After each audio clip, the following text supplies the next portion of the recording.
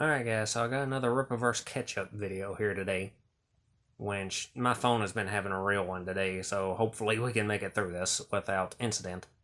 But I did want to talk about the Horseman #1. So this book, I've been sitting on this for a while. Again, I am behind as always. So this book came out, I think, close to a year ago now. But it is a follow-up to the one-shot book we got before, The Horseman, Welcome to Flores Park. And it is the first in a now ongoing numbered series for The Horseman, following the character of Hector Caballero.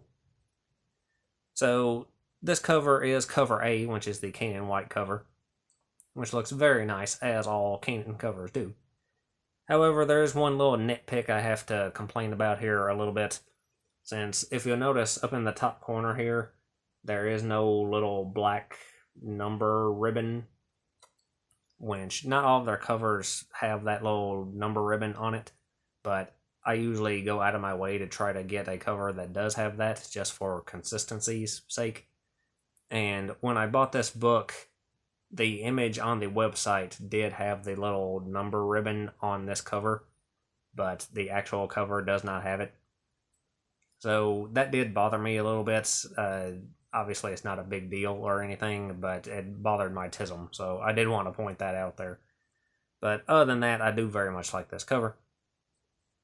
So, as always, I will be giving some spoiler-free thoughts on this book up front.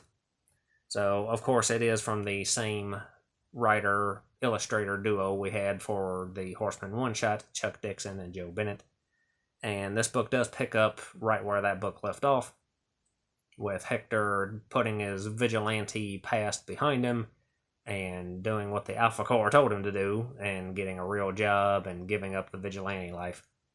But of course he doesn't adapt to that very well and inevitably gets drawn back into it. So overall, I enjoyed this book.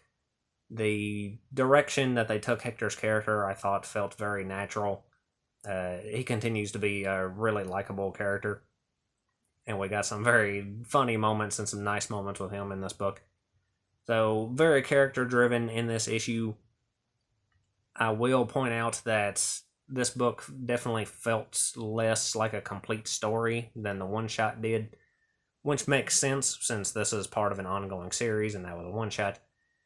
But I will say that the ending for this book did kind of come out of nowhere. I thought it was a really abrupt ending. But other than that, I did enjoy it overall. There was a little bit of action in this. Definitely not as much as in Welcome to Flores Park, again. But there was some cool action and some great character moments. And obviously it sets up, interesting premise for Hector going forward, where we can continue this series for potentially a good while and have some intriguing things going on. So overall, I did like it. I think it was a good start to this series. It did get me interested enough to, want to see where it goes, which Horseman #2 is already out and already in my possession, so I'll get to that eventually. But yeah, overall, definitely a thumbs up. I have yet to read a Chuck Dixon book that I disliked, and this was definitely no exception. Overall, positive impression, and a strong foundation for the series going forward. So, with that being said, we are going to dive into spoiler territory here and run through this entire book.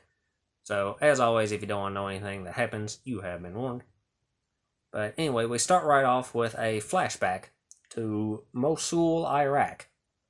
So, we go back to the Iraq War years ago, where we see the 4 horsemen, which consists of Hector and 3 other guys named Deacon, Rick, and Speed, which these are the fellow soldiers that we saw in the photo in the Horseman Welcome to Flores Park. So this is Hector's former squad. So we get a little bit of history on them here. We find out that they were an elite hunter-killer team in Iraq, and they seem to be having a pretty good time, just rolling through and kicking ass everywhere. So we get a flashback of them being badasses for a while, with a voiceover from Hector sort of describing what's going on here and how he felt about those times and, how he was actually enjoying fighting all the time like that. until it stopped being fun when all of his friends got killed one by one. So we do get confirmation that the other 3 members of the 4 Horsemen are now dead. So it is revealed that this flashback and this voiceover is actually in the context of Hector in a therapy session, talking to his therapist about how, he enjoyed those times more than now, and he's having a hard time adapting to, the regular, normal civilian life. And the therapist is suggesting, maybe he can do something to give him that rush that combat used to give him. And, without admitting to it, he vaguely hints at the fact that he did something that gave him that rush, but he was encouraged to stop. Which, of course, we're referring to being the Horseman. So the therapist tries to give him some prescription drugs to maybe help with that, and Hector doesn't really have any interest in that. Instead, he says he's just going to continue his running routine, since that seems to help him a little bit. So we get some scenes of him jogging around, and we actually got a really funny scene here where while he's out jogging, he overhears someone screaming for help, and he comes busting through these people's fence just to find out that it's a pool party with some kids playing with each other with squirt guns. So that was pretty funny. I thought I liked that scene a lot, where he just busts through their fence for no reason at all. So Hector is still on edge. He's trying to find some new hobbies or something, to help him cope with this boring life he's in now. So we get some montages where he tries things like biking and golf, and that does not work out too well. And ultimately leads to a scene back at home with Patty, his sister, where she's complaining to Hector about how, she works so hard and censors all the media that Danny sees, and Hector taught him a few curse words when he took him on that little golf trip. So that was kind of funny too. So while Hector continues to try to find a way to cope with his new life, he decides to just focus mainly on his regular job he has now, which is working at a company called Unipack, which is some sort of distribution shipping company. So he's working there, and he's trying to get a job as a truck driver so he can at least not be stuck in one building all the time. So we see him just going to work, doing his regular stuff, and back at home checking out his old Horseman gear, which he told Patty that he got rid of. But clearly he did not get rid of it. So he's looking at that, and Danny catches him looking at it and, finds out his secret that he lied to his mother and is keeping that old stuff. So we get a touching little scene with them where Hector's trying to explain to Danny, you gotta know when to walk away from the fight, and sort of explaining why he gave up being the good guy vigilante, which Danny uses the fact that he knows Hector didn't throw out that gear to sort of blackmail Hector into promising to take him to an adult movie that he wanted to see that was, a lot of violence in it and stuff that his mother would definitely not approve of him watching. So I kind of like that too. So while Hector continues his boring new life that is about to kill him, while he's out driving one day, he sees a giant billboard that just says, "Are you the Horseman? Text yes to 88388. So someone is looking for the Horseman and took a very not subtle approach to try to find him. So Hector immediately is, cautious about this and thinks it's some sort of trap or something.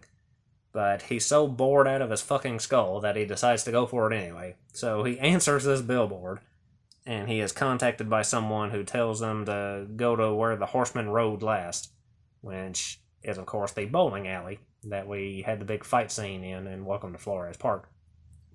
So Hector ends up suiting up as the Horseman, and he goes to the bowling alley that night, where he ends up meeting the person who created the billboards, which is a guy named Cal Buxton.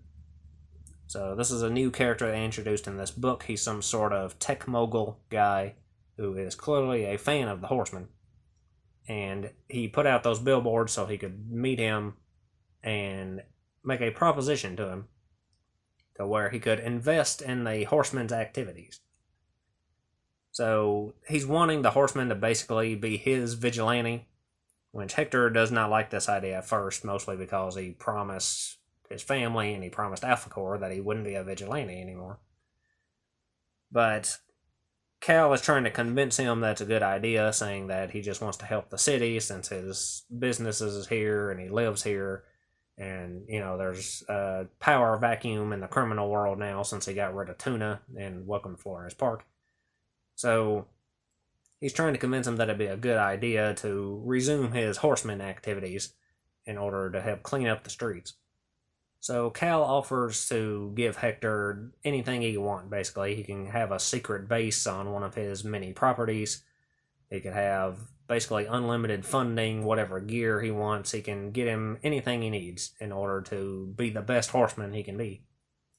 But Hector still is not sold on the idea, and he doesn't trust Cal. So he ends up leaving. But Cal, of course, is not going to give up that easily. So when Hector gets back to his car, he finds a bag full of money waiting for him already. So he's already, trying to convince Hector to go for it. So we get a scene of a helicopter where Cal is leaving in the helicopter, and he's talking to a woman named Kitty, who is his secretary, assistant, associate, whatever you want to call her here. But they're talking in the helicopter about how, he knows that Hector isn't going to be convinced by just money alone, and he's going to have to appeal to his principles. So he mentions something to Kitty about putting a contingency plan into action. And it's something that he is convinced will persuade Hector to go along with his plan. So when Hector gets back home, there is actually an ambulance at the house next door that is taking away the body of the neighbor's daughter. It was a 15-year-old girl who apparently overdosed on some bootleg Adderalls that were laced with fentanyl. So a victim of the illegal drug trade right that close to home. So we get a scene of, Hector and Patty and Danny the next morning talking about it, talking about how, kids don't have a chance now because it's so easy for something like that to happen to anybody. So Hector thinks about it, and this ends up convincing him to team up with Cal and resume his horseman activities. So inevitably, he gets pulled back in. So he contacts Cal and works out all the details with him, and Cal has a shitload of property since he's this big, rich tech mogul guy. So he offers some of his property to Hector for him to create a secret base, which even Cal doesn't know where it is somehow. So Hector secretly picked out this spot where no one can find him. So he sets up his base and gets it in working order himself, with, of course, Cal paying for everything. He also gets an old Humvee out of a junkyard and heavily modifies it and soups it up into this really cool combat vehicle he calls the Stallion. So, cool vehicle we got here for the Horseman. So once everything is all set up, Hector ends up going out on his first mission as the Horseman. So he ends up intercepting these criminal guys who are meeting under a bridge somewhere to do some sort of trade. So he's spying on them for a while, and he sees, a big bag of money exchanging hands. So he doesn't know exactly what they're buying, if it's drugs or weapons or what it is. But he gets ready to strike, but right before the Horseman can spring into action, Alpha Corps arrives out of nowhere, and they end up taking down all the bad guys here. And it is revealed what sort of merchandise was for purchase here, and it turned out to be people. This was a human trafficking deal going on. And Hector realizes that, if he had sprang into action when he was about to, not only would the Alpha Corps had caught him, back to his vigilante ways, but also it would have endangered the women who were being held in the back of this truck and trafficked. So Hector ends up leaving discreetly without being caught by the Alpha Corps, and he is super pissed about all of this since it came very closely to being very, very wrong. So he contacts Cal and is complaining about this, saying that he has to do something about it or the deal's off. So this leads to a scene of Cal meeting with his IT brain trust, which are these three nerdy-looking people named Daltrey, Fat, and Prissy, who is this little blonde-haired girl. So they're talking about what they can do about this, and Prissy, the little girl, ends up hacking into some government servers and finding a list of the informants that are giving the information to the Alpha Corps and to the police. And she suggests that they just bribe one of the informants to be an informant for them instead of for the police, so they can find out the information that the police would have got before the police even get it. So that's their big plan, to get some better intel for Hector, so maybe he doesn't get caught as easily. So after this, we get another brief scene back at Hector's house where he's talking with Patty, and we get a big reveal here that Patty is actually dating someone.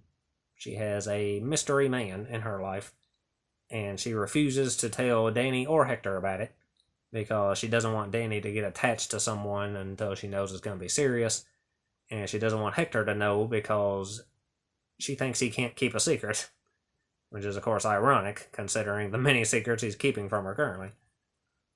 But I think that's an important development that's going to come up later. So then we also get another brief scene in a trailer park somewhere where some of Cal's guys are bribing a guy named Gully Timpkins, who is one of the police informants that they discovered earlier. So they offer him a shitload of money to be an informant for them instead, and he agrees pretty fast. So they got him on their side now, I guess. So this leads to another scene later where the Horseman is going out on a new mission, presumably with some intel from Timpkins now. So he leaves his base, which is called the Stable, by the way, which I like that name for his base as well. But he leaves the stable and goes out to an area outside of Flores Park, where he finds this warehouse where there are some guys with some ties to the Soyuz cartel, which is the cartel that we saw in the Great War of Separation. So they're in this warehouse and they're making the counterfeit drugs, similar to what the neighbor girl OD'd on. So Horseman ends up rolling up in the Stallion, and he basically just starts blowing guys away.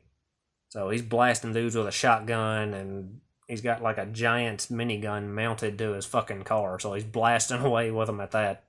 So he starts taking all these guys out, and he goes inside and he finds a bunch of women, actually making the drugs. So he doesn't shoot up the women, he just tells them to get out of here. But he starts blasting the shit out of all the guys in there, and the book just kind of ends right in the middle of this, out of nowhere. So, like I said, a very abrupt ending here. So yeah, that was The Horseman #1. And overall, like I said, I did enjoy this book.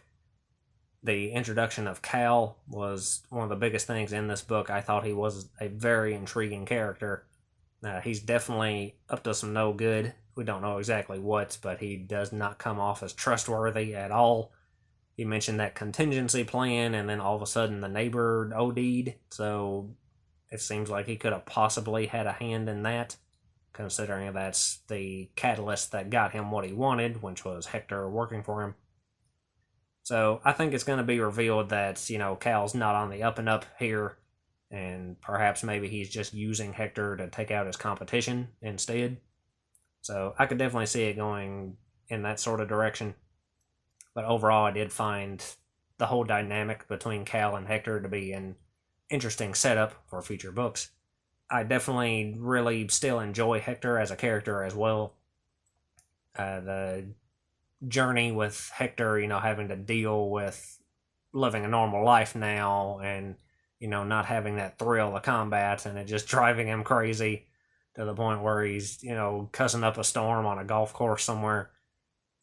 All that seemed really relatable and just really funny to me.